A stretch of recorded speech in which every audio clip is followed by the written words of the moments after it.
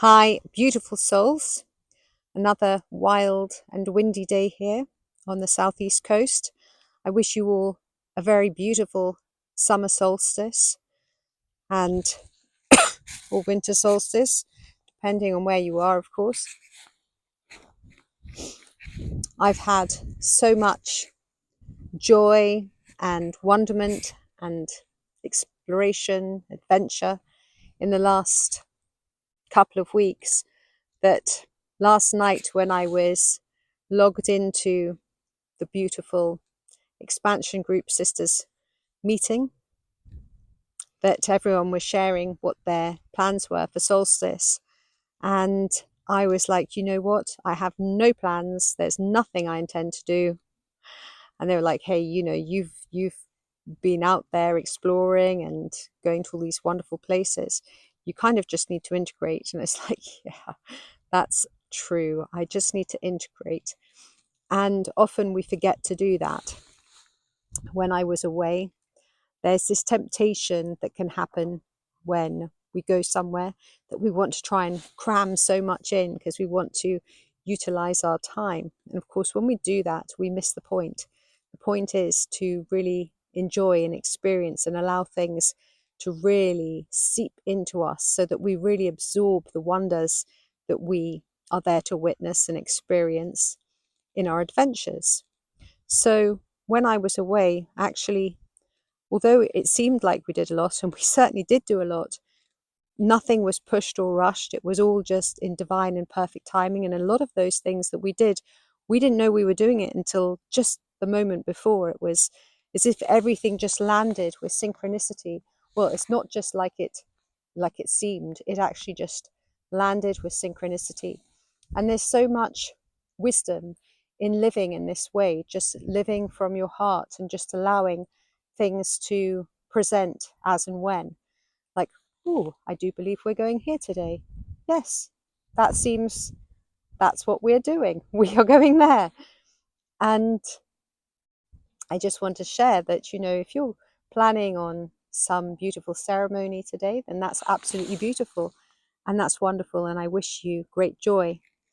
But we don't always have to have ceremonies just because of a particular time. We don't have to put pressure on ourselves like, oh my gosh, it's solstice or it's equinox or whatever else, and feel that we have to create some ceremony. Sometimes it's okay just to be aware that that's what's happening and just go, solstice, beautiful, and just be whatever it is that you wish to be at that moment. You don't have to hold ceremony for anything. I feel that sometimes we can put far too much pressure on ourselves to create ceremonies for things, or we must create intentions for things. And I know I've done it in the past, I must create my intentions. And then in the middle of the day, oh, right, revise my intentions. Am I intentional about what it is that I'm doing? Oh, I've just realized I haven't got my selfie stick. I wondered why my arm was aching, and I realized why. I obviously wasn't intentional about that. Wasn't supposed to use the selfie stick today. So my invitation for you all today is just to consider that we want to get balanced on everything that we do and how we live by in our lives. And being balanced and holding that equilibrium within sometimes requires that we let go of the need to constantly be doing, constantly be keeping up.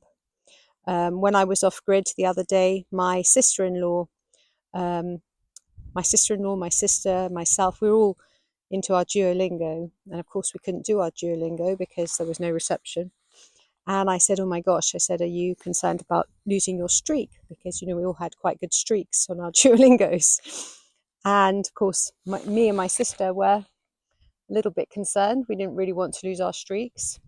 And so when we went to a pub that was not really far away, but that was where the nearest place we could actually get a reception, we opened up our phones and did our